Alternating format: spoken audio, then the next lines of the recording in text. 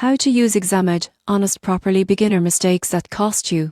ExamEdge offers online practice tests for certification and professional exams, but beginners often make mistakes that reduce effectiveness. Here's how to use it properly. The first mistake is skipping the study plan. Most people get this wrong by taking practice exams randomly. Create a structured schedule to identify weaknesses and focus on areas needing improvement. Second mistake, ignoring answer explanations. You won't believe how many learners skip reviewing solutions. ExamEdge provides detailed explanations. Study them carefully to understand concepts and avoid repeating errors. Third mistake, not simulating test conditions. The surprising truth is practicing in a relaxed setting doesn't mimic exam stress. Set a timer, minimize distractions, and simulate real test conditions for accurate preparation. Fourth mistake, overlooking performance tracking. Beginners often ignore score reports and trends. Use ExamEdge analytics to monitor progress, identify patterns, and adjust your study plan accordingly. Finally, relying solely on practice tests is common.